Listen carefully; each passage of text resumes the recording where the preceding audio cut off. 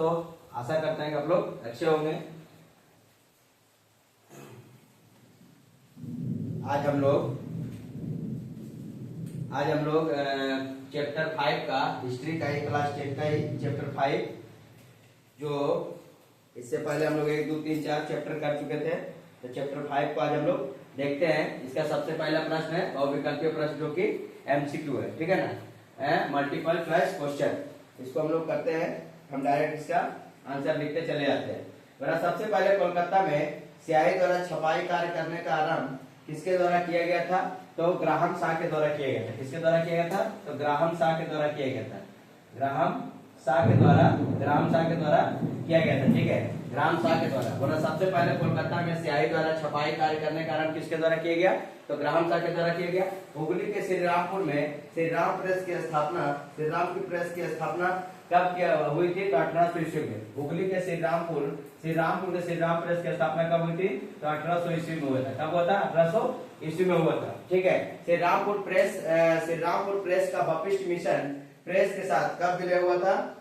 तो श्रीरामपुर का बपिष्ट mission press के साथ विलय हुआ था 1835 ईस्वी में। कब हुआ था? तो 1835 ईस्वी में हुआ था, 1835 ईस्वी में। और 1835 ईस्वी में श्रीरामपुर प्रेस का बपिष्ट मिशन प्रेस के साथ विलय कब हुआ था? तो 1835 ईस्वी में हुआ था। बोला बंगाल का पहला समाचार पत्र कौन था? तो बंगाल का सबसे पहला समाचार पत्र था बंगाल गजट। क्या था? बंगाल गजट था। क्या था? बंगाल गजट, जो कि 1780 में जेम्स हिल के द्वारा लागू किया गया था, बंगाल गजट। और सन 1778 में सर्वप्रथम बांग्ला टाइप में हुगली स्थित प्रेस में बांग्ला व्याकरण की पुस्तक थी। उसका नाम क्या था? तो उसका नाम था एंडूज। उसका नाम क्या था? एंडूज था। सन 1778 में स्थित सर्वप्रथम बांग्ला टाइप में हुगली में स्थित प्रेस में बांग्ला व्याकरण की पुस्तक का नाम क्या था? तो एंडूज था। क्या था? एंड्रूज था, ठीक है, एंड्रूज था।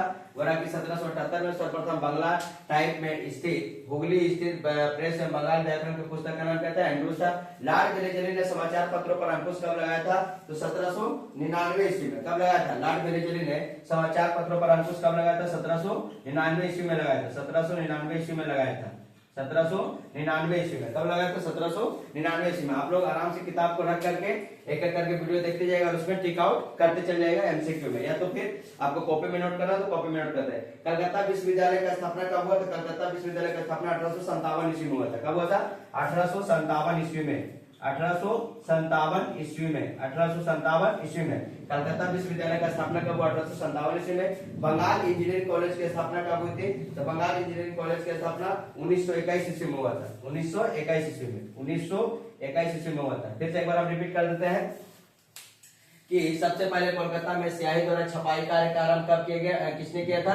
तो ग्राहम शाह ने किया था। ग्राहम शाह ने हुगली के श्रीरामपुर प्रेस की स्थापना कब हुई थी? तो 1800 ईस्वी में हुआ था। हुगली में श्रीरामपुर प्रेस की स्थापना कब हुई थी? 1800 ईस्वी में हुआ था। श्रीरामपुर प्रेस का बपिष्ट मिशन प्रेस के साथ विलय कब हुआ? 1835 ईस्वी में हुआ था, ठीक है। श्रीरामपुर प्रेस का बपिष्ट मिशन प्रेस के साथ विलय कब हुआ? 1835 ईस्वी में हुआ था। बंगाल का पहला समाचार पत्र कौन था? तो बंगाल गजट था। बंगाल का सबसे पहला समाचार पत्र बंगाल गजट था। सन 1778 ईस्वी में सर्वप्रथम बांग्ला टाइप में हुगली स्थित प्रेस में बांग्ला व्याकरण की पुस्तक का नाम क्या था? तो एंड्रूज था। क्या था? एंड्रूज था। लॉर्ड वेलेजली ने समाचार पत्रों पर अंकुश कब लगाया था? 1799 ईस्वी में लगाया था। उसके बाद कलकत्ता विश्वविद्यालय का स्थापना कब हुआ था? 1857 ईस्वी में हुआ था। और बंगाल इंजीनियरिंग कॉलेज की स्थापना कब हुआ था? 1921 ईस्वी में हुआ था। 9 नंबर क्वेश्चन इसका आगे देखते हैं।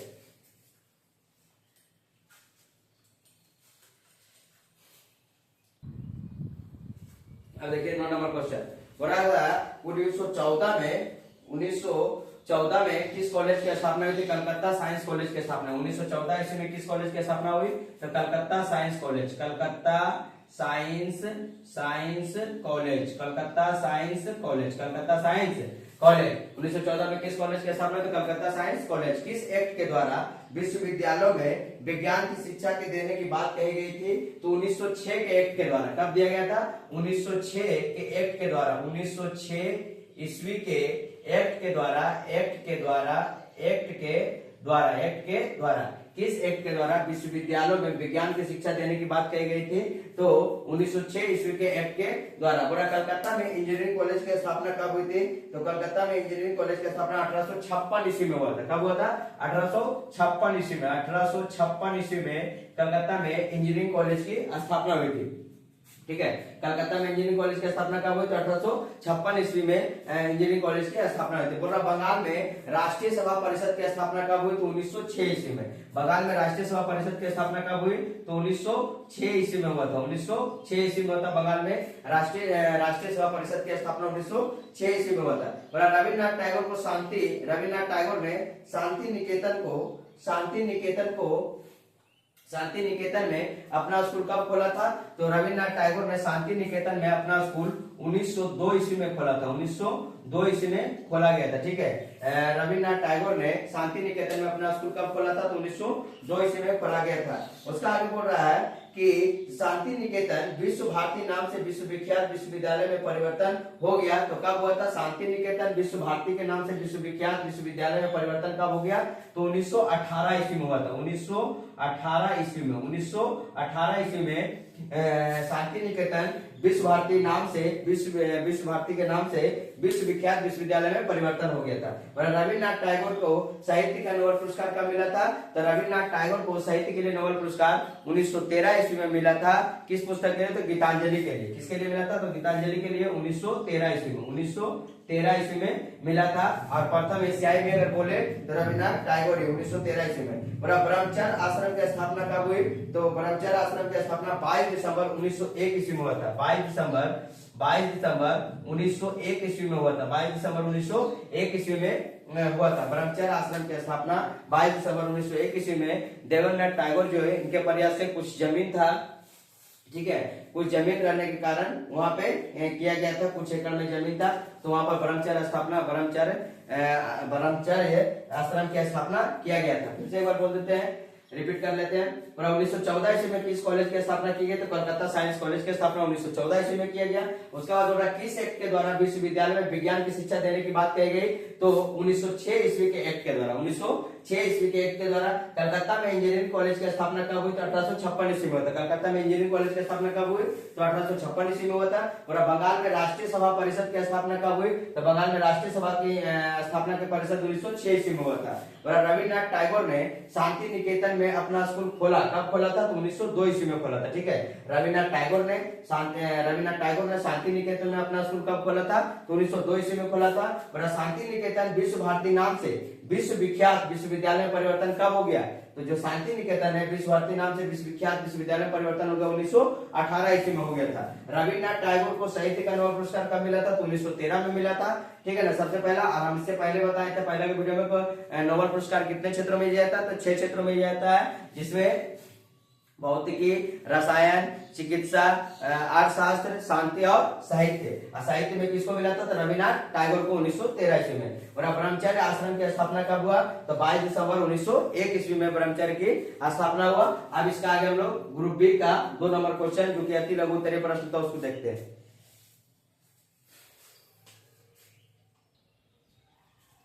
अब देखिए ग्रुप बी का 2 नंबर अति लघु उत्तरीय प्रश्न। ठीक है, ये चैप्टर 5 का है। बोला कि किस शताब्दी के उत्तरार्ध में कलकत्ता दक्षिण एशिया के प्रमुख छापाखाना केंद्र के रूप में उभरा था? तो किस शताब्दी के उत्तरार्ध में? तो 18वीं शताब्दी के उत्तरार्ध में कलकत्ता दक्षिण एशिया के प्रमुख छापाखाना केंद्र के रूप में क्या होता? उभरा था। बोला कि 1770 से 1800 ईस्वी के बीच 60 टेरेस के तत्वाधान में कितने छापेखाने चलते थे? 1770 से 1800 ईस्वी के बीच 60 टेरेस के तत्वाधान में कितने छापेखाने चलते थे?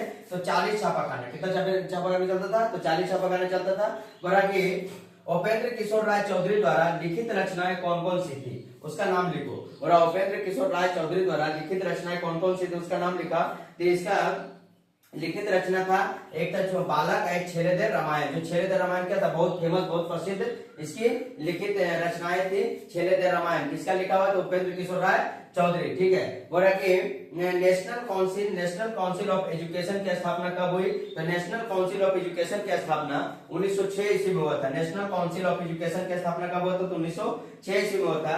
प्रथम आंध्र विश्वविद्यालय कब खोला गया था? तो प्रथम आंध्र विश्वविद्यालय 1925 ईस्वी में खोला गया था। प्रथम आंध्र विश्वविद्यालय कब खोला गया? तो 1925 ईस्वी में खोला गया था। बोला भारत में आधुनिक वैज्ञानिक अनुसंधान के प्रवर्तक कौन थे? भारत में आधुनिक वैज्ञानिक अनुसंधान के प्रवर्तक कौन थे? तो भारत में आधुनिक वैज्ञानिक अनुसंधान के प्रवर्तक आचार्य जगदीश चंद्र बसु थे, ठीक है। भारत में आधुनिक वैज्ञानिक अनुसंधान के प्रवर्तक कौन थे? तो आचार्य जगदीश चंद्र बसु थे। बोला कि मैकाले शिक्षा पद्धति का प्रमुख उद्देश्य क्या था? मैकाले शिक्षा पद्धति का प्रमुख उद्देश्य क्या था? तो मैकाले का कहना था कि अंग्रेजी शिक्षा के माध्यम से ईसाइयों का प्रचार करना, ईसाई धर्म का प्रचार करना। मैकाले शिक्षा पद्धति का प्रमुख उद्देश्य क्या था? अंग्रेजी शिक्षा के माध्यम से ईसाइयों का प्रचार करना। तो ये अभी तक आपका 7 क्वेश्चन हुआ। इसका आगे देखते हैं।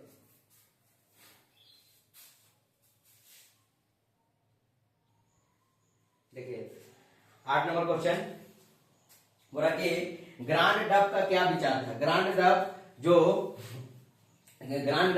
का क्या विचार था? ग्रांड डफ अंग्रेज थे जिन्होंने कहा था कि ग्रांड डफ ने कहा था कि इसका विचार था कि नई विद्या जो विधर्मियों के लिए, जो मान ले कि हिंदू धर्म मानता है, मुस्लिम धर्म मानता है, चाहे सिख धर्म मानता है, उसको बता रहे हैं कि नई विद्या विधर्मियों के लिए ईसाई धर्म की और आकर्षित करने का सबसे सबल शस्त्र है।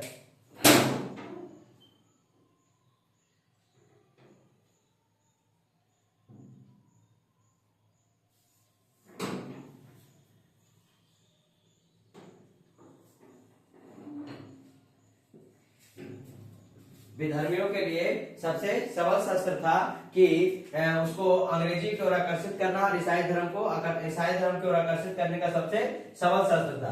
ग्रांड डफ का विचार था कि नई विद्या विधर्मियों की ईसाई धर्म की ओर आकर्षित करने का सबसे सबल शस्त्र था। 9 नंबर क्वेश्चन आगे देखते हैं। बोला किस सन में अंग्रेजी भाषा को शिक्षा का माध्यम निश्चित किया गया था? तो 1935 ईस्वी से अंग्रेजी भाषा को शिक्षा के माध्यम निश्चित किया गया था, ठीक है। किस सन से अंग्रेजी भाषा को शिक्षा का माध्यम निश्चित किया गया था? तो 1935 ईस्वी से अंग्रेजी भाषा को शिक्षा के माध्यम घोषित किया गया था। बोला रविन्द्रनाथ टैगोर का माता और पिता का नाम क्या था? तो रविन्द्रनाथ टैगोर के माता पिता का नाम श्री देवेंद्रनाथ टैगोर था, ठीक है। रविन्द्रनाथ टैगोर के माता पिता का क्या नाम था? तो रविन्द्रनाथ टैगोर के पिता का नाम देवेंद्रनाथ ठाकुर तथा माता का नाम शारदा देवी था। माता का नाम क्या था? शारदा देवी थी, ठीक है। आगे देखते हैं। रविन्द्रनाथ टैगोर के अनुसार शिक्षा को कौन सी भाषा होनी चाहिए? तो रविन्द्रनाथ टैगोर के अनुसार शिक्षा को मातृभाषा में ही शिक्षा होनी चाहिए। किस भाषा में होनी चाहिए? मातृभाषा, जो क्षेत्रीय भाषा जिसका जो जैसे बंगाल में बंगला चलता है, उड़ीसा में उड़िया चलता है, तो मातृभाषा में ही शिक्षा होना चाहिए। विश्व भारती कहाँ स्थापित है? मातृभाषा हिंदी में होना चाहिए, ठीक है ना। विश्व भारती कहाँ स्थापित है? तो विश्व भारती पश्चिम बंगाल के बीरभूम जिला में, विश्व भारती जो है पश्चिम बंगाल के बीरभूम जिला के बोलपुर के निकट एक छोटे से शहर में स्थित है, ठीक है। विश्व भारती कहाँ स्थापित किया गया है? तो पश्चिम बंगाल के बीरभूम जिला के बोलपुर के निकट एक छोटे से शहर में स्थापित किया गया है। तो अभी तक हम लोग 12 नंबर क्वेश्चन देख रहे हैं, इसका आगे आप देखते हैं।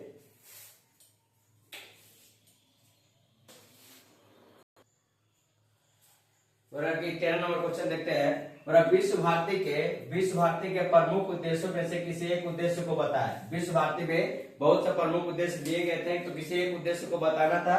तो बोल रहा है कि 13 नंबर क्वेश्चन का आंसर देखिए, बहुत सा उद्देश्य जिसमें एक उद्देश्य को बताना था, तो हम लिख दिए पहला उद्देश्य विभिन्न दृष्टिकोणों से सत्य के विभिन्न रूपों की प्राप्ति के लिए मानव मस्तिष्क का अध्ययन करना, ठीक है। विभिन्न दृष्टिकोणों से सत्य के विभिन्न रूपों की प्राप्ति के लिए मानव का मस्तिष्क का क्या करना था? अध्ययन करना था। ये किसका उद्देश्य था? तो विश्व भारती के प्रमुख उद्देश्यों में से एक उद्देश्य है। अगला बोला विश्व भारती में शिक्षा किस तरह से प्रदान की जाती थी? तो विश्व भारती में रविन्द्रनाथ टैगोर के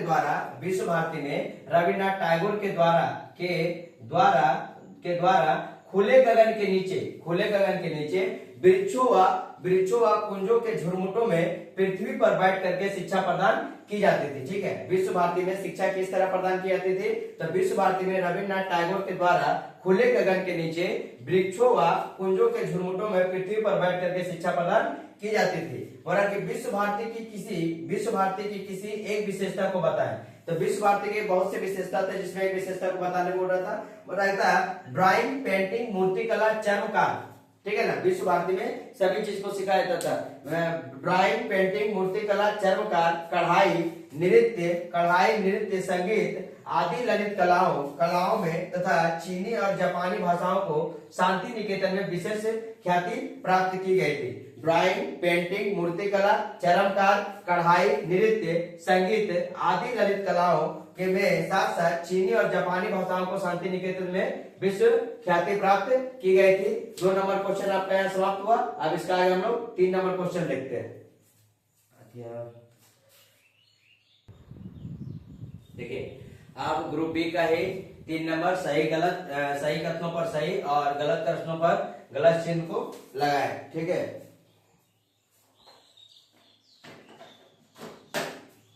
तो बोला कि 3 नंबर क्वेश्चन है सही कथनों पर सही और गलत कथनों पर गलत चिन्ह लगाएं। बोला कि श्री रामपुर मिशन प्रेस के लगभग 45 भाषाओं में विभिन्न विषयों पर सन 1800 से 1832 ईस्वी तक लगभग 21,200 पुस्तकों का प्रकाशन किया गया था। ये सही है कि गलत? इसका पूछ रहा है कि श्री रामपुर मिशन प्रेस ने लगभग 45 भाषा पर, कितने भाषा पर? 45 भाषा पर विभिन्न विषयों पर सन 1800 से 1832 ईस्वी तक 21,200 पुस्तकों का प्रकाशन किया गया था। हाँ, ये बात क्या है? सही है। ये बात सही है कि 1800 से 1832 ईस्वी तक 21,200 पुस्तकों का प्रकाशन किया गया था श्री रामपुर मिशन प्रेस से। बोला मुद्रण कला में बांग्ला हरफ का जनक का नाम पंचानन कर्मकार था। हाँ, मुद्रण कला में बांग्ला हरफ के जनक का नाम पंचानन कर्मकार था। ये बात क्या है? सही है। जो पंचानन कर्मकार था वो बांग्ला हरफ का जनक माना जाता था। बोला योगेंद्र नाथ सरकार के सिटी बुक सोसाइटी द्वारा प्रथम पुस्तक छेलेदर रामायण, जो कि उपेंद्र किशोर राय चौधरी के द्वारा लिखा गया था। उपेंद्र किशोर राय चौधरी के द्वारा छेलेदर रामायण का प्रकाशन हुआ था। हाँ, सही है। सिटी बुक सोसाइटी का प्रथम पुस्तक छेलेदर रामायण का प्रकाशन हुआ था, जो किसके द्वारा लिखा गया था? तो उपेंद्र किशोर राय चौधरी के द्वारा छेलेदर रामायण लिखा गया था। बोला कि विख्यात सेंट जेवियर्स कॉलेज की स्थापना 1850 में हुआ था। नहीं, 1860 में हुआ था। विख्यात सेंट जेवियर्स कॉलेज की स्थापना कब हुआ था? तो 1860 ईस्वी में हुआ था, 50 में नहीं। ये बात गलत है। और 1865 ईस्वी में अंग्रेजी भाषा के शिक्षा का माध्यम निश्चित किया गया था। नहीं, 1865 में नहीं, 1835 में किया गया था। ये भी बात क्या है? गलत है। 1835 ईस्वी में अंग्रेजी भाषा को शिक्षा का माध्यम निश्चित किया गया था। अब इसका आगे हम लोग देखेंगे 4 नंबर वाक्य और दृढ़ कथनात्मक प्रश्न को।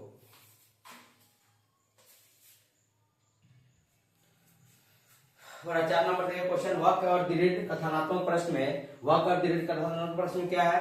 तो हम सभी वीडियो में सभी चैप्टर में एक एक करके हम बता दिए थे, पहले ही बोलते रहे, आज भी बोलते रहे हैं कि हम वाक्य के साथ डायरेक्ट आंसर को लिख देते हैं। आप लोग अपने किताब से टिक आउट कर लीजिएगा। ठीक है, अपने किताब में देख करके। कि पंचानन कर्मकार ने 14 भाषाओं की वर्णमालाओं का हरफ बनाया था। तो वाक्य है कि पंचानन कर्मकार ने 14 भाषाओं के वर्णमालाओं को हरफ बनाया। तो इसका आंसर क्या होगा कि पंचानन कर्मकार ईस्ट इंडिया कंपनी के समय से ही प्रेस कार्य आरंभ किया था। पंचानन कर्मकार ईस्ट इंडिया कंपनी से ही प्रेस कार्य को क्या किया था? आरंभ किया था, मैंने आरंभ कर दिया था। दूसरा नंबर क्वेश्चन क्या बोल रहा है कि उपेंद्र किशोर ने आधुनिक प्रेस की नींव रखी थी। इसका वाक्य है, इसका आंसर क्या होगा? उन्होंने विदेश से आधुनिकतम मुद्रण यंत्रों का आयात किया था। उपेंद्र किशोर जो है आधुनिक प्रेस की नींव रखी थी। तो इसका आंसर है उन्होंने विदेशों से आधुनिकतम मुद्रण यंत्रों को क्या किया था? आयात किया था, वहां से लाया था। 3 नंबर क्वेश्चन बोल रहा वाक्य में कि 1921 ईस्वी में बांग्ला इंजीनियरिंग कॉलेज की स्थापना की गई थी। 1921 ईस्वी में बांग्ला इंजीनियरिंग कॉलेज की स्थापना की गई थी। किसके लिए की गई थी? इसका आंसर है कि विज्ञान और तकनीकी शिक्षा के प्रारूप के लिए। 1921 ईस्वी में बंगाल इंजीनियरिंग कॉलेज की स्थापना की गई थी। किसके लिए की गई थी? तो विज्ञान और तकनीकी शिक्षा का प्रसार के लिए, प्रारूप के लिए किया गया था। 4 number Indian association for the cultivation of science, Indian association for the cultivation of science की स्थापना कब हुई थी? किस लिए हुई थी? तो इस संस्थान में Indian association for the cultivation of science की स्थापना किस लिए की गई थी? तो इस संस्थान में भौतिकी, रसायन, जीव विज्ञान, ऊर्जा बहुलक तथा सीमावर्ती क्षेत्रों में मौलिक शोध करने हेतु Indian association for the cultivation of science की स्थापना किया गया था। इसका एक क्वेश्चन और बच रहा, 5 नंबर क्वेश्चन, इसका आगे देखते हैं।